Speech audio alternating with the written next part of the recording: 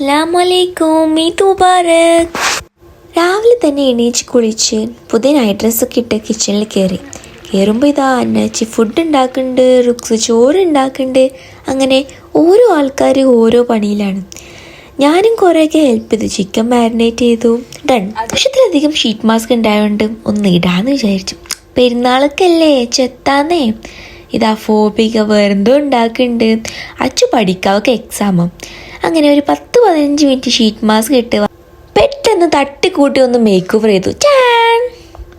റെഡിയായി. അത് കഴിഞ്ഞാൽ പിന്നെ അറിയാലോ, കുറച്ച് ഫോട്ടോസും പിന്നെ കുറച്ച് വീഡിയോസൊക്കെ എടുക്കാം. അതല്ല നമ്മൾ മെയിൻ. പെരുന്നാൾക്ക് വേറെന്താ. അങ്ങനെ കുറേ ഫോട്ടോസും കുറേ ഷോർട്സും വീഡിയോസും അങ്ങനെ എല്ലാ സമയം കൊണ്ട് എന്തൊക്കെയോ എടുത്തു. അങ്ങനെ ശരിക്കും എനിക്ക് 4 ഇൻവിറ്റേഷൻ, 1 അല്ല 2 അല്ല 4 ഇൻവിറ്റേഷൻ ഉണ്ടായിരുന്നു ഇന്ന്. അങ്ങനെ നമ്മൾ റൂമിൽ തന്നെ ഫസ്റ്റ് ഇൻവിറ്റേഷൻ റൂമിൽ തന്നെ നമ്മൾ ഫുഡ് ഉണ്ടാക്കി.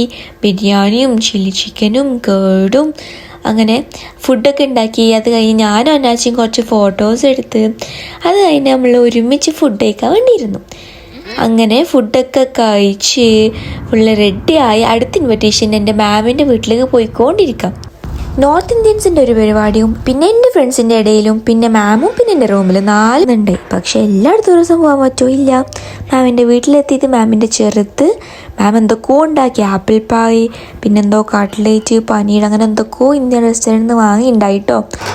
ഏത് ഡോക്ടറെ ഇങ്ങനെയൊക്കെ ചെയ്യുക, പാവാട്ടോ. പിന്നെ പറയാതിരിക്കാൻ വയ്യ, മാമിൻ്റെ റൂം അടിപൊളി, നല്ല വീട്. ബാൽക്കണിയും ഗാർഡനൊക്കെ നോക്കി എന്താ രസമല്ലേ. ഈവനിങ് ആയതുകൊണ്ട് പ്രത്യേക രസമായിരുന്നു. മാമ് ടുലിപ്സൊക്കെ വെച്ചു, പിന്നെ സാലഡൊക്കെ വെച്ചിട്ട് നല്ല രീതിയിലാണ് ഡെക്കറേറ്റ് ചെയ്തത് മാം. ഇത് മാമിൻ്റെ ബേബി ആയാണ്.